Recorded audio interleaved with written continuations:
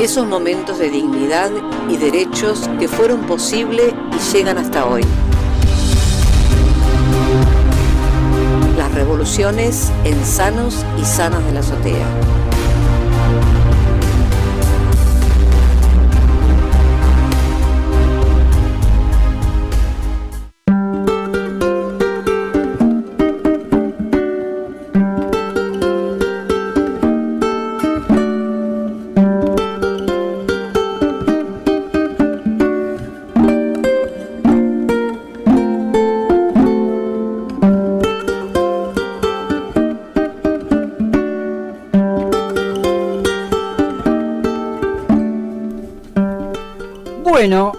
Bueno, lo tenemos ahí en comunicación, como lo tenemos hace ya varios jueves, al profesor Daniel Chiarenza. Hoy es 4 de junio, pero el 4 de junio de 1943, yo me atrevo a decir algo, Adrián, Rolfi, no podemos explicar el 17 de octubre de 1945 sin el 4 de junio de 1943, así que... ¿Cómo estás, Daniel? Te mandamos un fuerte abrazo. Bien, buenas tardes. Sí, precisamente comparto plenamente lo que estás diciendo, y es más, yo diría que el 4 de junio sería el inicio de lo que luego sería el ingreso, que hoy realmente estoy gratificado porque sí, en todos los diarios prácticamente... en las efemérides, en el lugar que tienen reservado las efemérides, han puesto el 4 de junio del 43, y los que no pusieron el 4 de junio del 43 pusieron el 4 de junio del 46 como la más explicativa, digamos, de las efemérides. Claro, o sea, cuando Perón asumió por primera vez la presidencia. Bien. Exactamente. Sí. Bueno, por eso digo, esto me parece que nos da un cambio bastante cierto, digamos, dentro de la prensa, porque están entrando en que el único estado posible es el estado de bienestar, o que sea, nos están diciendo que esto por lo que estamos pasando es un real fracaso total, ¿no es cierto? Ya la hambruna, ¿no es cierto?, y todo lo demás que conlleva todo eso, bueno, es algo fatal que no se soporta. Ahora, sí, nosotros nos tenemos que preguntar, porque siempre, digamos, así como se daba historia tradicionalmente a los chicos, siempre te ponían en una misma línea de largada te decían, ellos te lo decían como revolución, no te decían golpe de Estado por empezar, todos eran revolución, la del 6 de septiembre, la del 16 de septiembre del 55, la del 4 de junio. No, nosotros tenemos que preguntar cuál es revolución y cuál es golpe de Estado.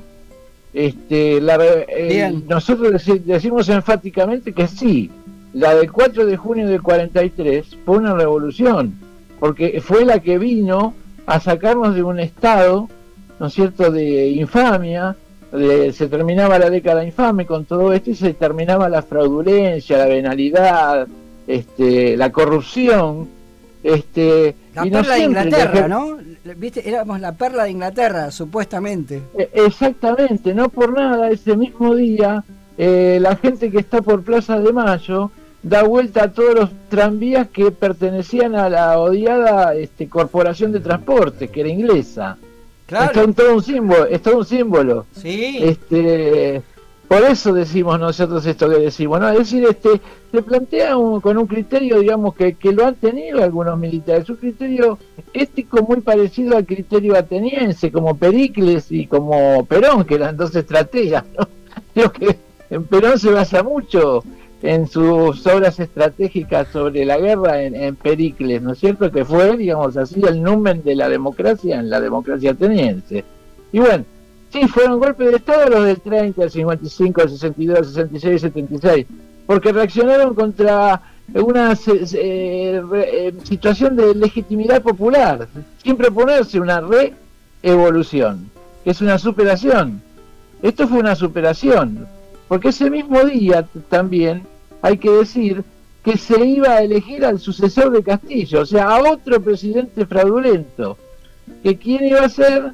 Iba a ser Robustiano Patrón Costa, todo un símbolo también. Sí, un empresario azucarero. El empresario azucarero que dice que lo que más le molestaba del peronismo, después cuando se dé el proceso del peronismo, es que ya los negritos, como le decían ellos, ¿no es cierto?, del norte, lo miraron a los ojos con el mismo criterio que lo miraran ellos. ¿Cómo podía ser? Claro. Los estaban ofendiendo mirándolos en la cara.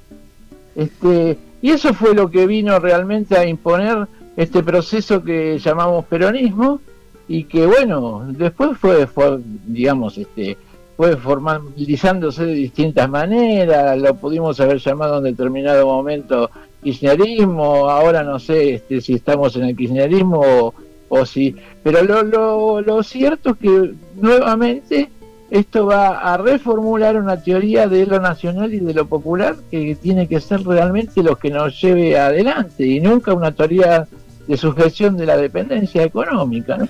Daniel, como estamos pasando en este momento. Daniel, Sí. En ese momento podemos pensar, digo, son varios coroneles que tienen el GO, ¿no? Tienen una mirada nacionalista, digo, logran que se vayan estos muchachos de tantos años de década infame, pero digo, ¿tienen bien claro hacia dónde iban a ir en ese momento? Sí, porque inclusive la proclama que se larga ese día, el GO, el Grupo de Oficiales Unidos, que no estaba conformado por generales, y si había general era uno que recién había sido ascendido, que era Farrell, pero los jefes de todo esto eran el coronel Perón y el coronel Montes.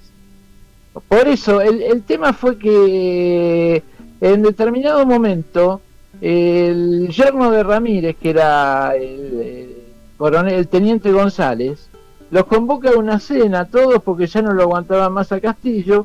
Son generales, como vos decís, son nacionalistas, pero digamos, al decir nacionalista en nuestro país también es un término que tenemos que tomar entre pinzas, porque nacionalista siempre, por lo general, es nacionalista con Z, que lo sabía dentro del ejército, claro, ojo, admiradores del nacionalista Tercer con Reich, Z. Exacto, pero en cambio es distinto, como dice Jauretche, tener un pensamiento nacional y popular, ciertamente, porque Exacto. Nacional es en contra de la dependencia del imperialismo norteamericano, por ejemplo. Eso es nacional. Y eso es justamente lo que se propusieron, puesto que no hubiese más ningún tipo de dependencia. Y lo ven de esa manera, ¿no? Entonces este González, como yo te digo, es el tipo que es el nexo con Ramírez. ¿Quién era Pedro Pablo Ramírez? Que después va a oficiar de presidente de facto, digamos. Sí. Bueno, pero Pedro Pablo Ramírez, el general, era, digamos así, el ministro de guerra de Castillo, que fue el último presidente fraudulento. Sí. Y entonces el GO lo que le dijo Castillo, bueno, si me rajan a mí, porque lo estaban por rajar. Entonces ya parece ser que se dio a conocer a la prensa de que ya lo habían exonerado del ejército, a Ramírez. Entonces esa era la indicación como para que saltaran todos los demás y se plegaran a un gran movimiento. Y bueno, pero no fue tan así, porque nunca encontraron, digamos así, la renuncia que había sido redactada por Castillo. Pero igualmente Ramírez decía, no, pero esto no puede ser conducido por los coroneles, porque tenían esa vieja mentalidad también paternalista, verticalista. Claro. Entonces tenía que ser un general. Y se metió un colado en el medio, que fue Rawson. Por eso se le llamó el colado. Claro. Porque el tipo siempre estaba dispuesto a hacerse cargo de cualquier revolución que hubiera y meterse como presidente interino. ¿Te das cuenta? Cosas que ocurren, yo perdón que haga un paralelismo ahí, Daniel, pero me acuerdo, los momentos de crisis permiten estas cosas. Me acuerdo en un momento que tuvimos 5 presidentes en el 2001, no sé si vos te acordás. Claro. Y vos acordate que también en el año 1970, cuando se armó todo el despelote por el tema de que habían matado a Aramburu, sí. Acordate que Aramburu era presentado ante Onganía como el general democrático, y pensaban a lo mejor hacer ciertamente un golpe de Estado para ponerlo a Aramburu, que ahora tenía las características de general democrático. Sin embargo, como el más piola del grupo era Lanús, el más piola desde el punto de vista de tipo canchero, no de tipo intelectual, Claro, bueno, sí. Entonces el tema era que Lanús por eso prefirió nombrar a alguien que no lo conociera nadie, que era Livingston, que Claro. era el agregado militar en la embajada norteamericana. Nada que ver. Che, Bueno, nada que ver, no. Rawson se intenta apoderar del proceso revolucionario. ¿Qué pasó? ¿Se asustó? Tuvo un par de días. No. No. Él mismo es decir, salen desde el colegio militar de ahí de Olivos, ¿no? Sí. Y cuando van por la avenida Libertador, pasan adelante de la ESMA y ahí hay un tiroteo donde matan a 70 personas. Eso se lo endilga Ábalos después cuando le quiere hacer el 17 de octubre a Perón, que lo quiere meter preso. Sí. Va al general Ábalos con ellos. Y bueno, ¿sabes a quienes mataron? Eran 70 conscriptos. Mirá lo que son las cosas de la historia, ¿no? Sí. El primero que la paga es el tipo que lo mandan a la frente, los otros militares que son unos cagones en definitiva, no son militares. Estudiaron para eso, pero no sirven ni para eso. Algo que ha ocurrido muchas veces, ¿no? Sí. Algo que ha ocurrido muchas veces. Se ha visto también, Para ser suave. Sí. Bueno, que me estaba por hablar Leandro, ¿no? No, simplemente acotar lo que estabas comentando sobre la revolución del 43. Imagínate que en las distintas épocas siempre hubo esos personajes, ¿no? De enviar al frente o mantener una posición a quienes realmente defendían la patria y ellos se escondían debajo de un escritorio. Claro, bueno, y el GO los dejó hacer, tanto Perón como Montes dejaron que se subiera al carrito de este tipo antes, Bien. abriera, digamos, las compuertas, Rawson, y entonces Rawson fue y se mandó directamente a la Casa Rosada, al sillón presidencial. Y estuvo 3 días ahí, pero nadie le tomó el juramento. Mirá. Entonces parece ser que Perón, enojado el 7 de junio, a los 3 días fue y le dijo: mira, si no te vas de acá te tiro por la ventana. Y se fue nomás, tranquilo, con la cola entre las patas. Bueno. Qué bueno. No, muy buena reseña, la verdad que... Uno lo cuenta así porque se lo Claro. imagina de esa manera, porque te das cuenta, los generales, los Molinari, por ejemplo, Sí. y el Rawson, eran tipos que estaban siempre en disponibilidad para hacer algún quilombo y ponerse ellos al frente. Claro. Pero ellos no eran los que manejaban. El grupo de oficiales unidos manejaba todo un programa realmente. A ver si lo tengo por acá para decir aunque sea 2 o 3 cositas. Sí. Bueno, dice: las Fuerzas Armadas de la Nación, guardianes del honor de la patria, como asimismo del bienestar, los derechos y las libertades del pueblo argentino, han venido observando el desempeño de las autoridades superiores de la Nación. Ha sido dolorosa la comprobación que han defraudado las esperanzas de los argentinos adoptando como sistema la venalidad, el fraude, el peculado y la corrupción.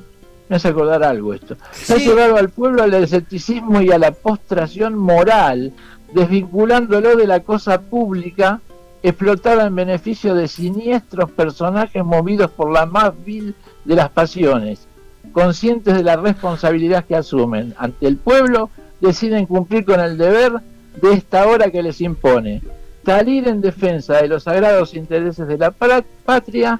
Propugnamos la honradez administrativa, la unión de todos los argentinos, el castigo de los culpables y la restitución al Estado de todos los bienes mal habidos. Sostenemos nuestras instituciones y nuestras leyes, persuadidos de que no son ellas sino los hombres quienes han delinquido en su aplicación. Anhelamos firmemente la unidad del pueblo argentino porque el ejército de la patria luchará por la restitución de derechos y garantías conculcados. Lucharemos por mantener una real e integral soberanía de la nación, por hacer efectiva una absoluta, verdadera y leal unión y colaboración americana y cumplimiento de los compromisos internacionales. Esa es la proclama del 4 de junio del 43. Daniel, te agradecemos muchísimo. Te dejamos ahí un cierre. Qué bárbaro. Son 13 años de... A mí me gusta definir la década infame porque es el momento del auge del tango, ¿no? Es el momento del tango. Ah, exacto, exactamente. Yo a veces digo que el tango es la mina que se fue, el tango, yo lo defino así. Sí, es la mina que se fue, pero el tema es que se va al país también. Desaparece el país. Son 13 años de un robo sistemático. para mí lo más indicativo fue el que después fue Mordisquito, ¿no? Enrique Santos Discépolo. Y si hay un tango que define a la década infame, es precisamente Gira Gira. Verás que todo es mentira, verás que nada es amor, bueno, que al mundo nada le importa, Gira Gira. Bueno, era ese sentido de postración nacional que sentimos. Y que lamentablemente, porque le dan la vuelta a la cara a todos los amigos, Discépolo muere en la más gris de las tristezas y de las angustias, porque quería al otro, ¿no es cierto? Sí. Me duele como a nadie, digamos, me duele como propia la cicatriz ajena, eso es. Sí, sí. Totalmente, totalmente, sí. Daniel, muchísimas gracias, te mandamos un gran abrazo y vamos a cerrar, mira, con la marcha del 4 de junio del 43.